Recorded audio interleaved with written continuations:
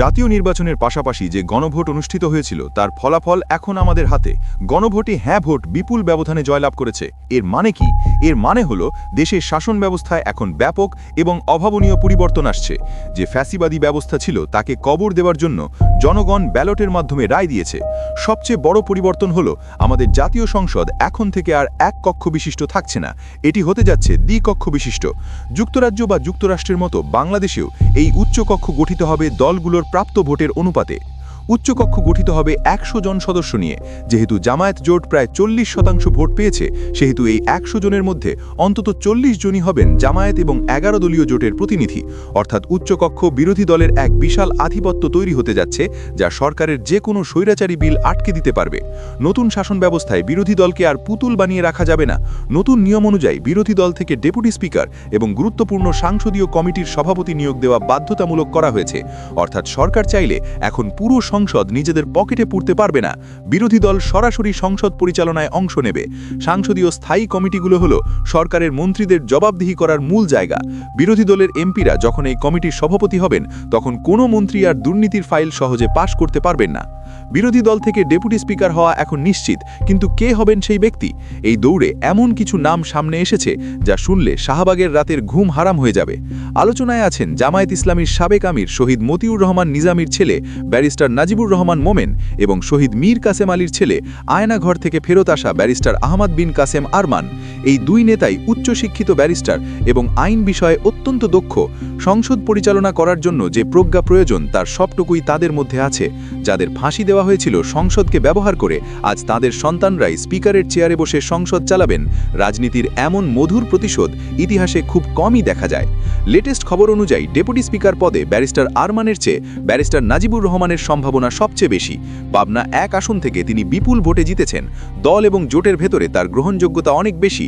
সংসদীয় রীতিনীতি এবং আন্তর্জাতিক অঙ্গনে কথা বলার জন্য যে ধরনের ডিপ্লোমেসি প্রয়োজন, নাজিবুর রহমানের মধ্যে সেটি প্রবল।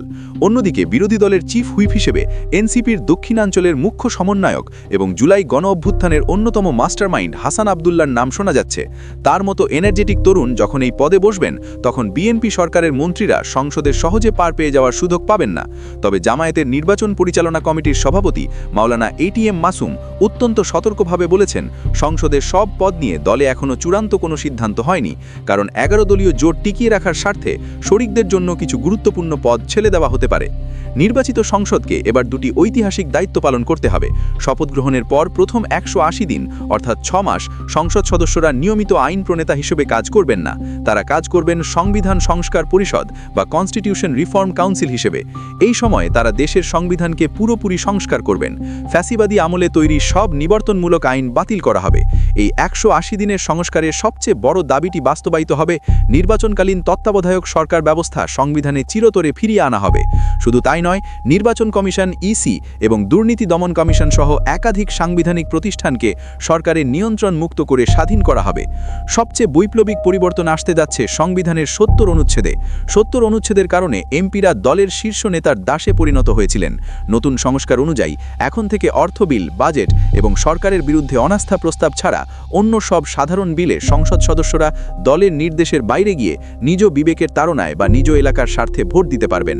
ডেপুটি স্পিকার পদের দৌড়ে আরও এগিয়ে আছেন ছাত্র শিবিরের সাবেক কেন্দ্রীয় অধ্যাপক ডক্টর শফিকুল ইসলাম মাসুদ। তিনি বাউফল থেকে এমটি নির্বাচিত হয়েছেন। তবে প্রশ্ন হলো, স্পিকার বা ডেপুটি স্পিকারের চেয়ারটি হলো নিরপেক্ষতার চেয়ার। সেখানে বসে দলীয় বক্তব্য দেওয়া বা উত্তপ্ত ডিবেট করা যায় না। কিন্তু ডক্টর মাসুদ হলেন বিরোধী দলের অন্যতম সেরা ফায়ার ব্র্যান্ড বক্তা।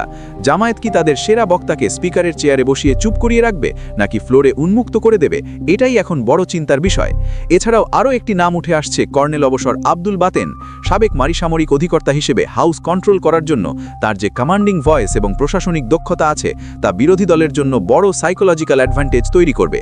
আপনার মতে কে হতে পারেন পরবর্তী deputy speaker? Barrister Najibur Rahman, Shafiqul Islam নাকি কর্নেল বাতেন? কমেন্ট বক্সে আপনার মতামত জানান।